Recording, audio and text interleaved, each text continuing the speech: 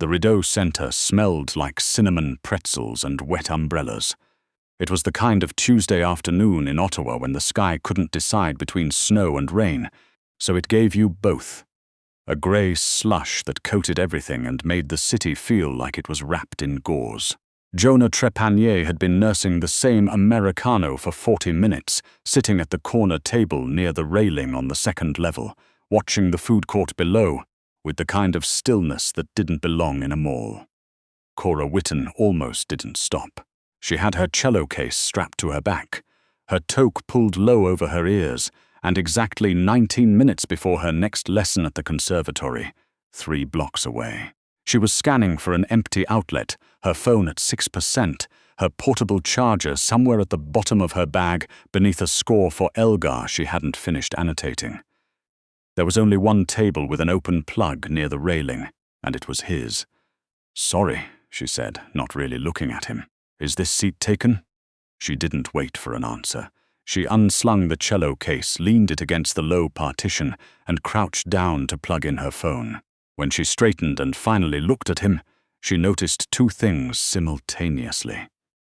The way he was watching her, not with irritation, but with the quiet, calibrated attention of someone who assessed everything before deciding it was safe, and the 2 men in dark overcoats, standing at opposite ends of the corridor, both of whom were watching her too. She picked up her coffee cup, set it back down. "You don't have to stay," he said. His French accent was slight, buried under years of something else. Toronto, maybe. Or somewhere farther. "I just need the outlet," she said. 5 minutes. He nodded once and looked back at whatever he'd been studying in the middle distance. His name was Jonah Trepanier, though Cora didn't know that yet.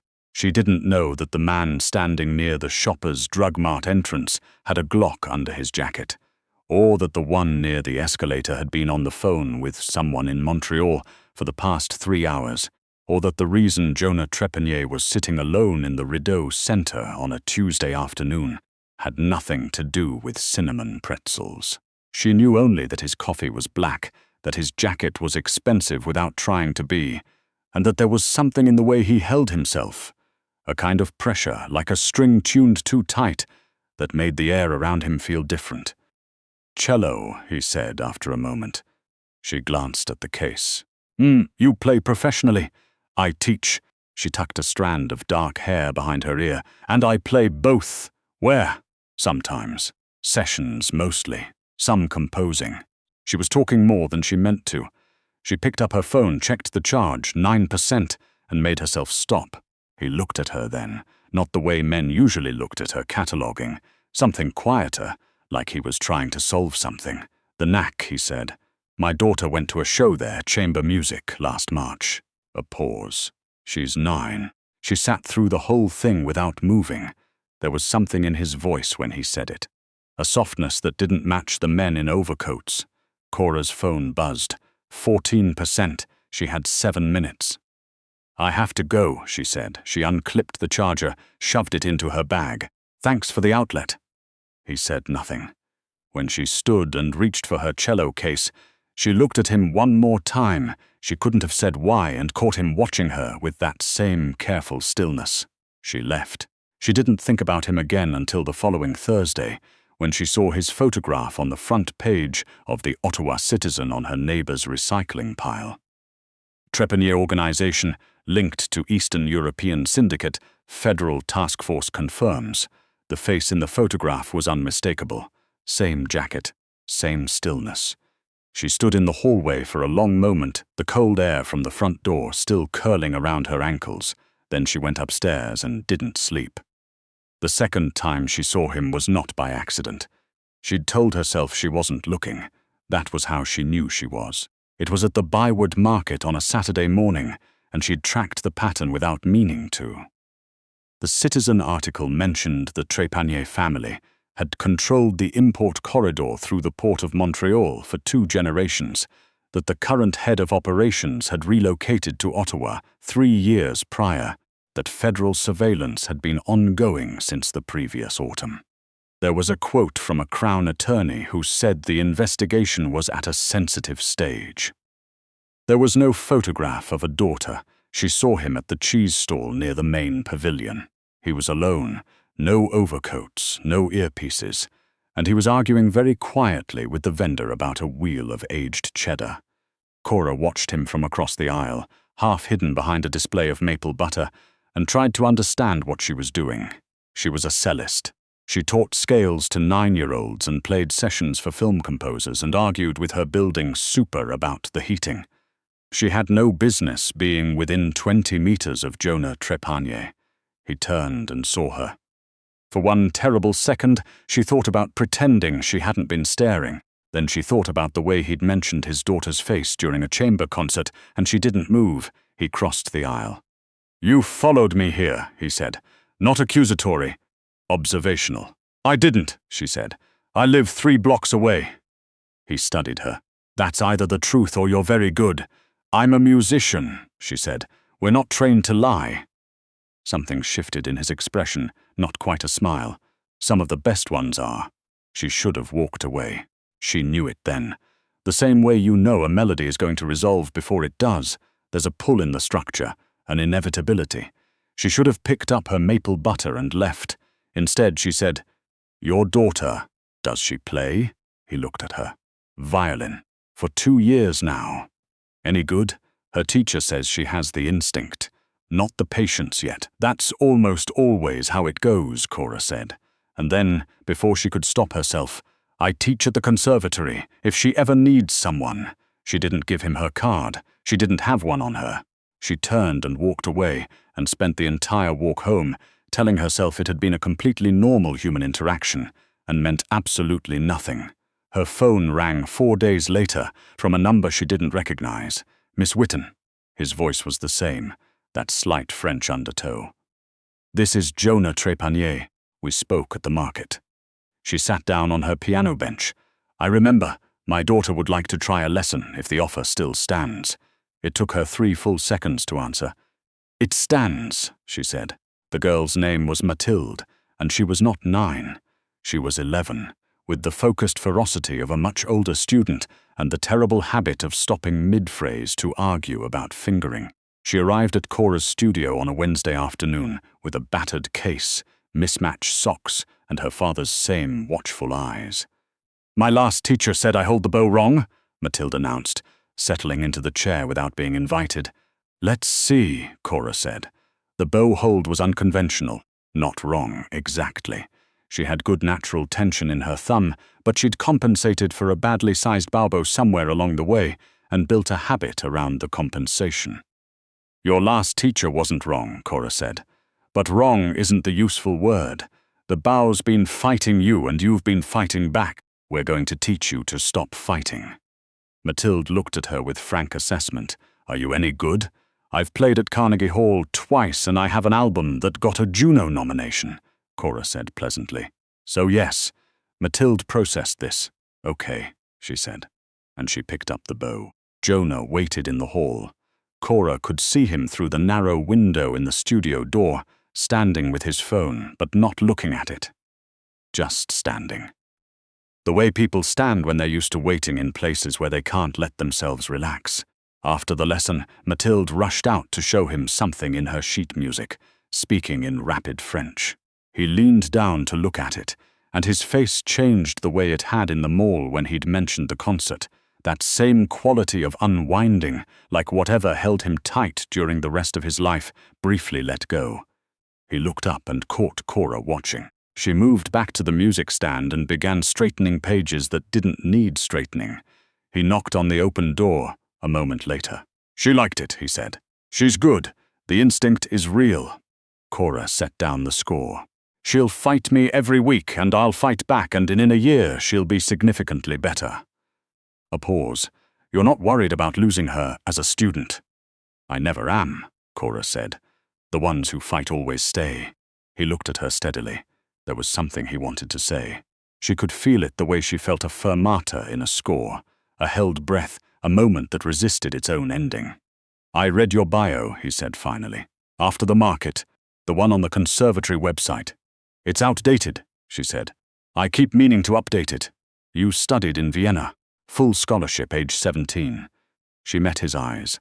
"That's right. Your mother was a nurse, he said. Your father was a federal employee. Retired now. A pause. You grew up in Gatineau. The room was very quiet. You looked me up, she said. I look everyone up, he said. It wasn't an apology.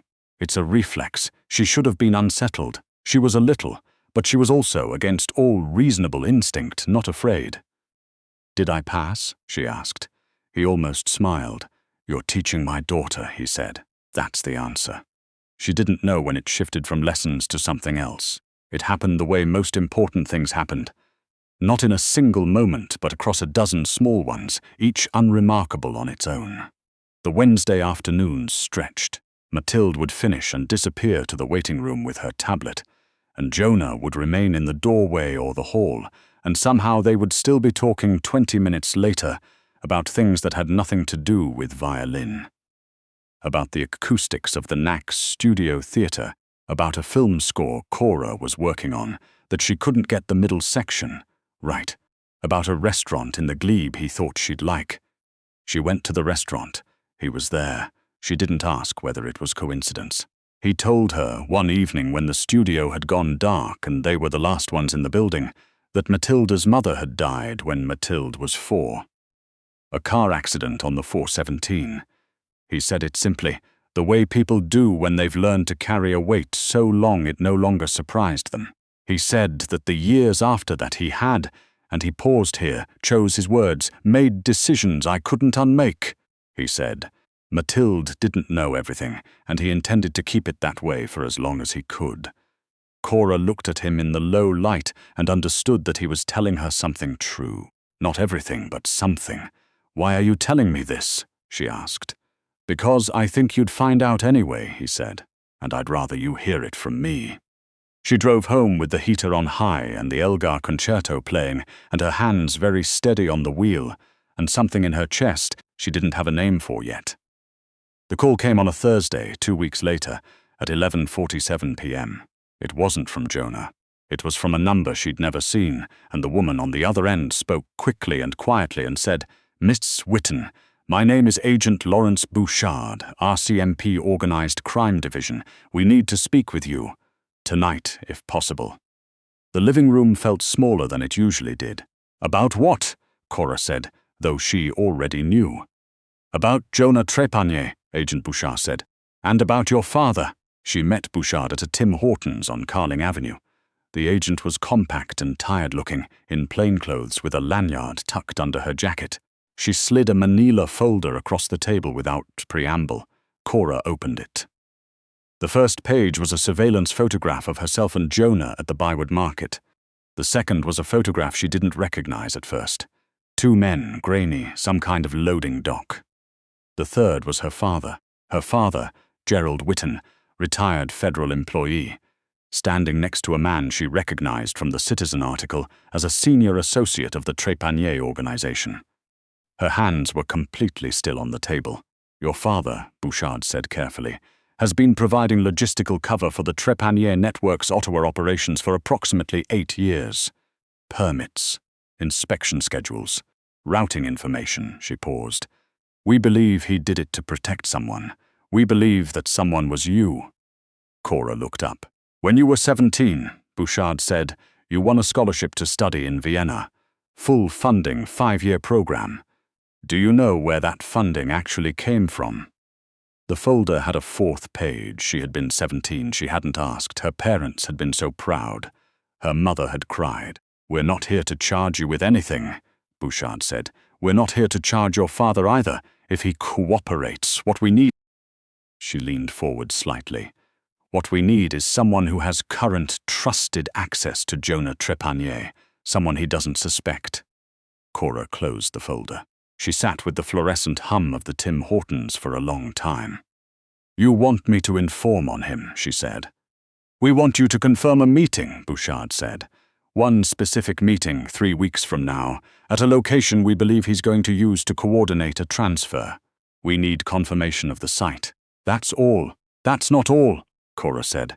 Bouchard said nothing. If I do this, Cora said slowly, my father's situation. Handled, Bouchard said. Cora looked at the table.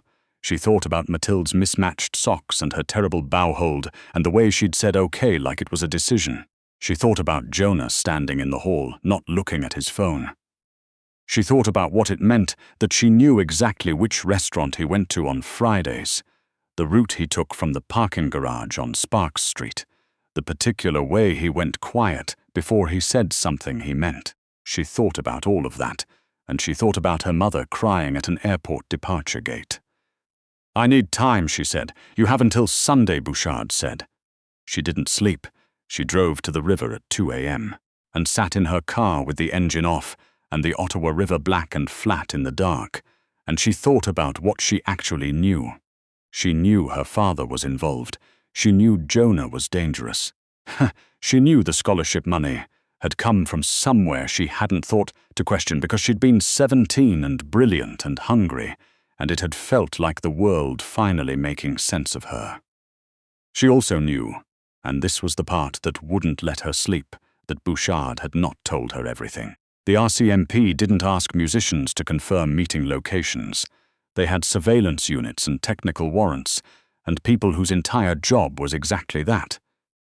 They'd asked her specifically, which meant either they needed something only she could provide, or they needed her to believe she was the only one who could. The difference mattered. Cora was not a federal agent. She was not an investigator. But she had spent her entire adult life interpreting texts, scores, arrangements, the structural logic of compositions, and she understood in her bones when something was being played for a purpose other than what was written on the page. She pulled out her phone and called the number Jonah had used to contact her about Mathilde's first lesson. It rang twice. "It's late," he said, not surprised. "Waiting." "I know," she said. "I need to see you." A pause. "Now."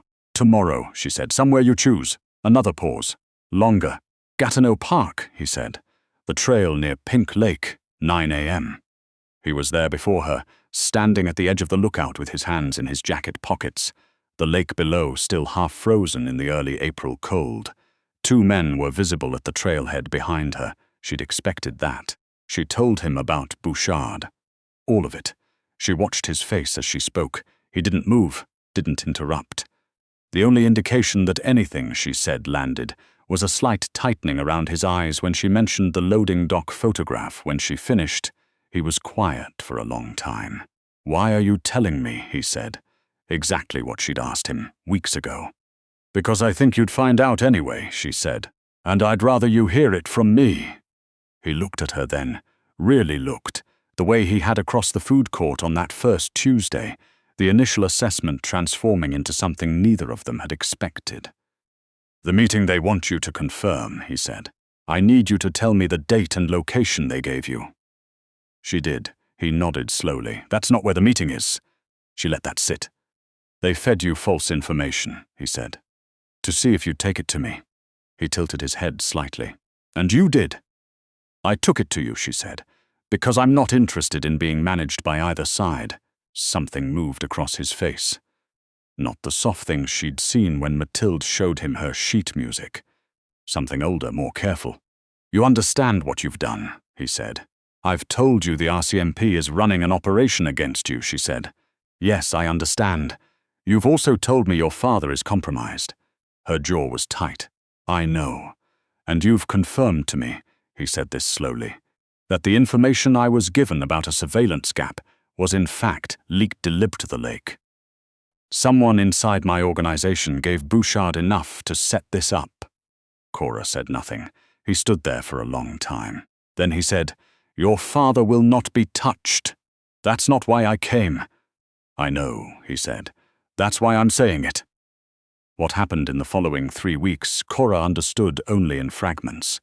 The way you understand a piece you've never played by watching someone else's hands. She knew that Jonah moved the actual meeting.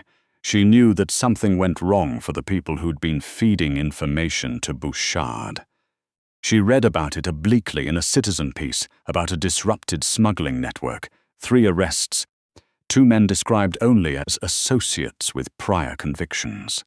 She knew that Bouchard called her once and said nothing useful and hung up. She knew that her father called her on a Thursday evening, voice hoarse, and said only, "Someone called off the dogs, Cora. I don't know who, I don't know what you did." He paused. "Are you all right?" She said she was. She wasn't sure.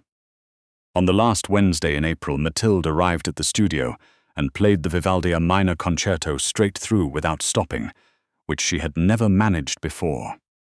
Her bow hold was not perfect, it was much better. When she finished, she looked at Cora with her father's watchful eyes. "Well," she said. "You didn't stop," Cora said. "You told me not to." "I told you that 100 times, Cora said. "Today you listened." Mathilde considered this. Then she went to the waiting room. Jonah came to the doorway. He looked the way he always did, careful, contained, and also just slightly different. There were shadows under his eyes she hadn't seen before, or maybe she'd always seen them and chosen not to notice. "She was good, Cora said." "I heard," he said. He stepped into the studio, which he didn't usually do, and stood near the window where the afternoon light came through at a low angle. "I owe you something," he said. "I'm not sure what." "You don't owe me anything," Cora said. "I made a choice that was also a choice for myself. Your father." "Don't," she said. "I know. Thank you." He was quiet. "I looked up your album," he said after a moment. "The one with the Juno nomination." She waited. "The middle movement," he said. "The one you said you couldn't get right." She looked at him. "You got it right," he said. She had spent 14 months on that movement. It was the truest thing she'd ever written. And she had almost cut it twice, and when it had finally come together, she had sat alone in the studio at midnight and cried in a way she hadn't let herself cry in years. "I know," she said quietly. "I know I did." He nodded. Not at her, at whatever he'd been working out. "Mathilde wants to learn the Vivaldi properly," he said. "All 3 movements. That'll take 4 months, Cora said. "Minimum. Then we'll see you next Wednesday," he said. He left. She listened to his footsteps in the hall, and then the lighter, faster footsteps of Mathilde, and then the door.